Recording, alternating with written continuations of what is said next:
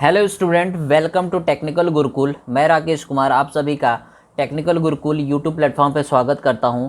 Last lecture में हम लोगों ने देखा हुआ था प्लास्टर के बारे में और कंक्रीट के बारे में। दोनों की क्वांटिटीज़ को हमने फाइंड आउट किया हुआ था अलग अलग।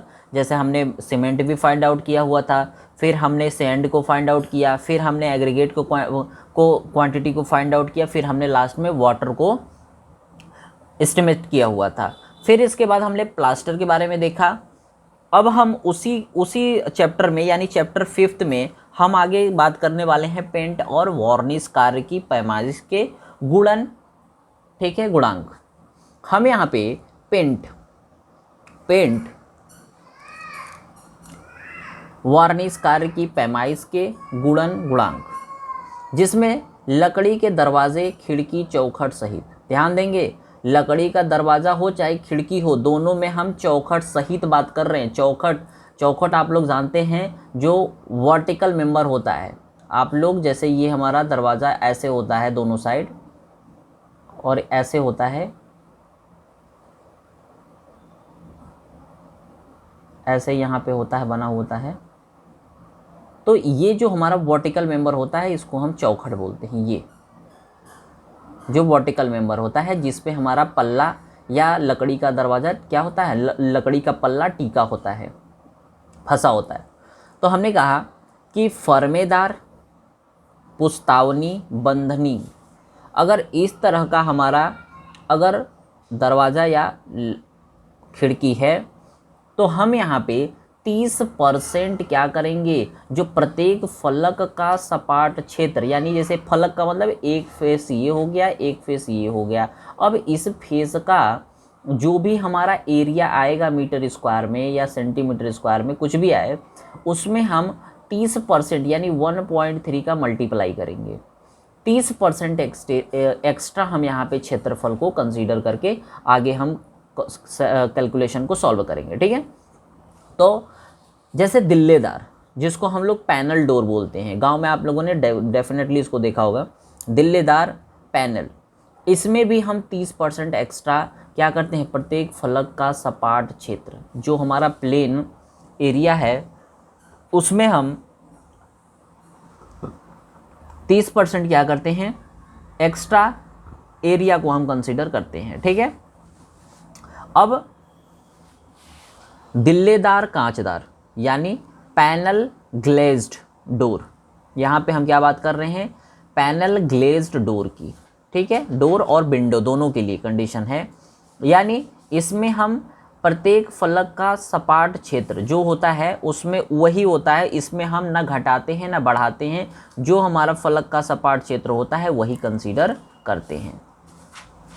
अब ग्लेज्ड यानी कांचदार में हम 0.8 यानी यहाँ पे हम देख सकते हैं कि 20% रिडक्शन कर देते हैं प्रत्येक फलक का सपाट क्षेत्रफल। जो भी क्षेत्रफल आएगा उसमें 20% हम यहाँ पे रिडक्शन कर देते हैं।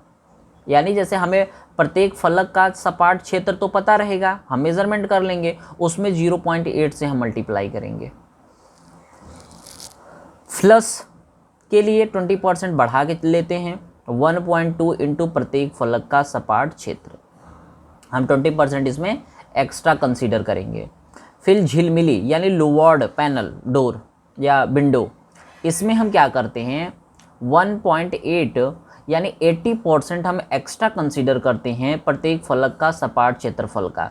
जो भी हमारा एरिया होगा उसमें हम 80% तक क्या करते हैं, बढ़ा लेते हैं। ध्यान देंगे इस चीज़ को।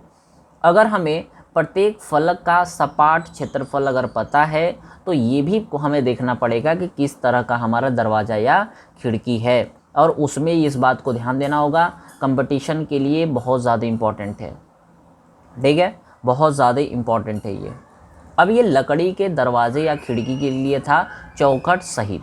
अब हम बात करें यहाँ पे इस्पात, यानी अब जो हमारा डोर और दरवाज़ा या खिड़की रहेगा वो फ्रेम सहित तो रहेगा लेकिन इस्पात का रहेगा, लोहे का, स्टील का रहेगा, ठीक है।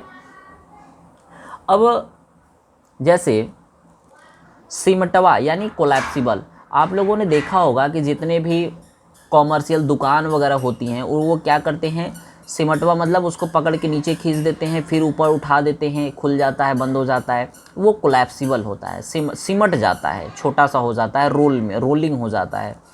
इसमें हम 50% क्या करते हैं, प्रत्येक फलक का सपाट क्षेत्रफल में 50% एक्स्ट्रा हम कंसीडर करते हैं, यानी 1.5। इसके बाद लिपटवा यानी रोलिंग शटर, ये क्या होता है, लिपट जाता है, ठीक है। वो इसमें 1.1 इंटू प्रत्येक फलक का सपाट क्षेत्रफल, ठीक है। इसके बाद स्लाइड हो जाता है। प्लेन सीट अगर है तो 1.1 इंटू प्रत्येक फलक का सपाट क्षेत्रफल, और अगर कोरुगेटेड सीट है तो वहाँ पे हम 1.25 इंटू प्रत्येक फलक का सपाट क्षेत्रफल, यानी 25% है इसमें लेते हैं, और प्लेन में 10%। इसके बाद गेट ग्रिल रेलिंग अगर है तो इसमें प्रत्येक फलक का जो भी सपाट क्षेत्रफल होगा वही कंसीडर करते हैं हम, इसमें कोई भी रिडक्शन नहीं करते, ना इसमें हम कुछ जोड़ते हैं। अगर कांचदार है, ग्लेज्ड है, तो इसमें हम 50% ही क्या करते हैं, कंसीडर करते हैं, 50% रिड्यूस कर लेते हैं, आधा, यानी प्रत्येक फलक का जो भी सपाट क्षेत्रफल आएगा उसमें हम क्या करने वाले हैं, 50% से ही मल्टीप्लाई करने वाले हैं। दिल्लेदार कांचदार, ध्यान देंगे, दिल्लेदार कांचदार अगर हमारा डोर या विंडो है तो उसके लिए हम 80% यानी 20% का यहाँ पे भी रिडक्शन मिल रहा है, ठीक है। प्रत्येक फलक का सपाट क्षेत्रफल जो भी आएगा उसमें हम 20% का रिडक्शन करेंगे या 0.8 से मल्टीप्लाई करेंगे, ये हमने देखा। अब इसके बाद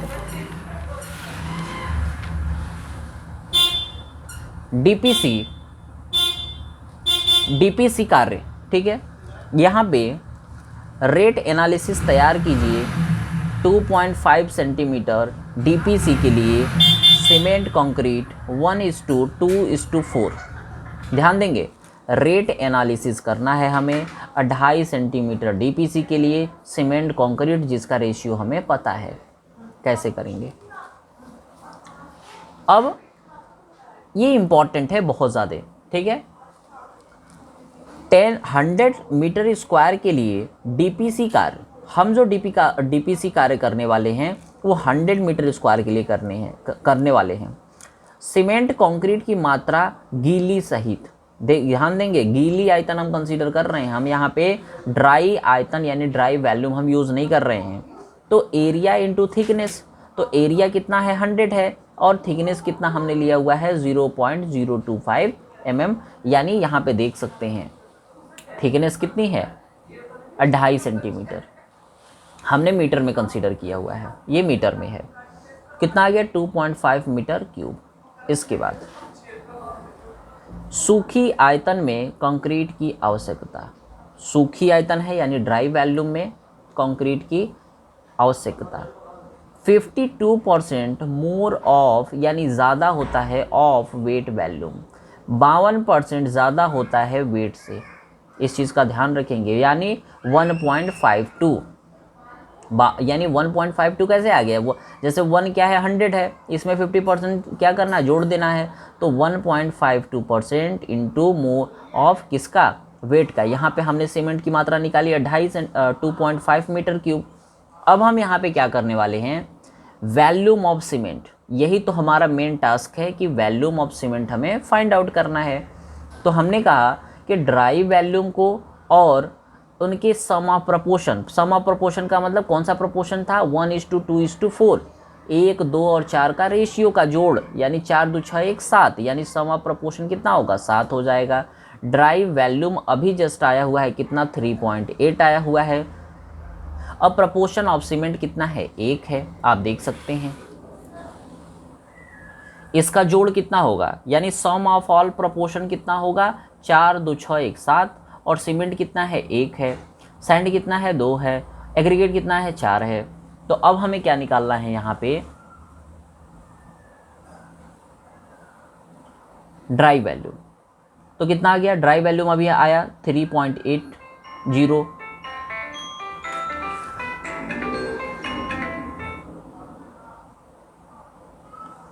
सर्वे से लगा लेना।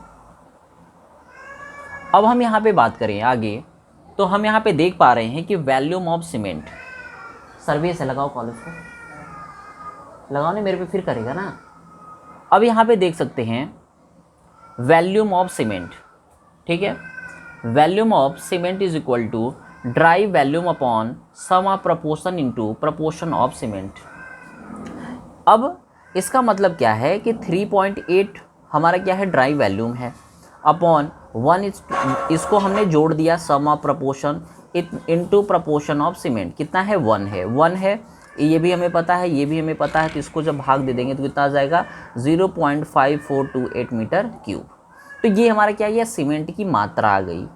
अब हमें इसको मीटर की, ये जो मीटर क्यूब आया है इसको हमें क्या करना है, सीमेंट के आयतन से, अगर एक बोरी सीमेंट के आयतन से अगर हम भाग दे दें तो ये बैग में आ जाएगा। ध्यान देंगे,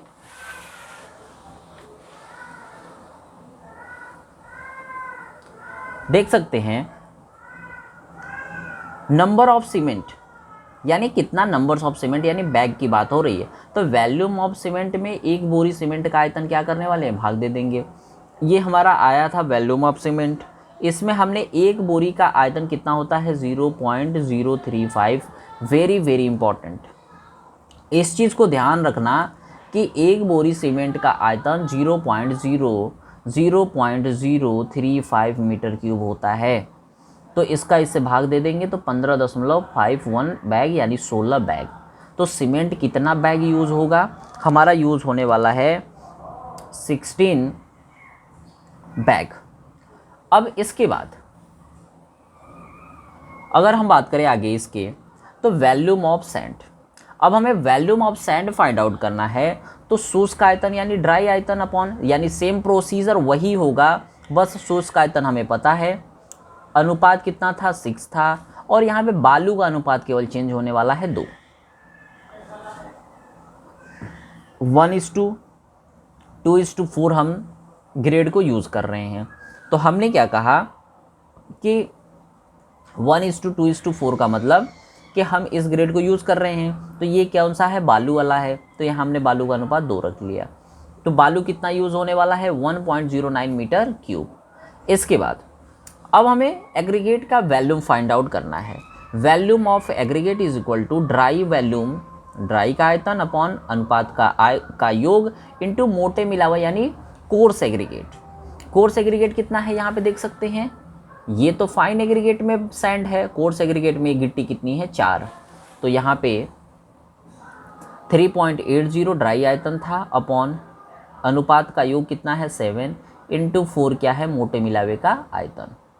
अब वाटर प्रूफिंग मटेरियल, ध्यान देंगे डॉक्टर फिक्सिड, जैसे हम लोग वाटर प्रूफिंग के लिए क्या करते हैं, डॉक्टर फिक्सिड डालते हैं जब हम कंक्रीट तैयार करते हैं तो डॉक्टर फिक्सिड क्या करते हैं, एडमिक्सर्स के रूप में डालते हैं, जो हमारे लीकेज को, वाटर लीकेज को क्या करती है, रोकती है। और स्टील में जो कोरोजन होता है, जो जंग लगती है, उसको भी ये क्या करता है, उससे भी ये बचाता है। तो अब इसके लिए क्या रूल है ये भी देख देते हैं। प्रति 1 केजी, मतलब 1 केजी प्रति बोरी सीमेंट का, यानी अगर हमें 16 बोरी हमारी सीमेंट थी तो एक बोरी में हमें 1 किलो क्या करना है, डॉक्टर फिक्सिड को डालना है 1 लीटर को। अब इसके बाद कॉस्ट ऑफ मटेरियल, हमें कॉस्ट भी तो निकालनी पड़ेगी। अब कॉस्ट ऑफ मटेरियल का मतलब 100 मीटर स्क्वायर कार्य के लिए हमें कॉस्ट ऑफ मटेरियल को फाइंड आउट करना है। तो सामग्री, मात्रा, रेट पर अमाउंट। सीमेंट अभी हमने देखा 16 बैग आया हुआ था, एक बैग 250 रुपये का है। अब ये क्या है ना कि ये PWD जो हमारा SR सीरियल नंबर 2011-12 है उसका डाटा है। ये हम यहाँ पे प्रेजेंट टाइम में जब कैलकुलेशन करेंगे, एस्टिमेट करेंगे, तो ये 250 की जगह हम 450 रुपये कंसिडर करेंगे। सीमेंट को हम बैग में कंसिडर करते हैं और अमाउंट कितनी आने वाली है 3877.50 रुपीज़। बालू हमारा कितना था 1.09 मीटर क्यूब, 2000 रुपया प्रति मीटर क्यूब है, मीटर क्यूब यहाँ पे है, तो इसकी कॉस्ट कितनी आ जाएगी 2180 रुपया। इसके बाद मोटा मिलावा की बात करें 2.171 मीटर क्यूब। हमने पहले इसको कैलकुलेट किया हुआ है, उसी की यहाँ पे क्या किया है, सारणी में हम इसको बता रहे हैं कि हम सारणी में इसका चार्ट कैसे तैयार करेंगे। ठीक है, तो मोटा मिलावा क्या है, 2.171 मीटर क्यूब, 1800 रुपया प्रति मीटर क्यूब है। तो किसकी कॉस्ट कितनी आ जाएगी, 3907.80 रुपीज़। इसके बाद जल रोधक सामग्री, ध्यान देंगे, जल रोधक का मतलब water proofing material, 16 kg, rate कितना है, 70 रुपया प्रति केजी। 1 kg अगर लेना है डॉक्टर फिक्सिड तो यहाँ पे 70 रुपीज़ हमने दिखाया हुआ है, 1120 रुपये का ये आ गया। अब कुल खर्च, कुल सामग्री का कुल खर्च कितना होगा, सारों को हमने जोड़ दिया, ये जितना भी था सब हमने सबको जोड़ा तो कितना आ गया, 11,085 रुपया, 11,085 रुपये आया।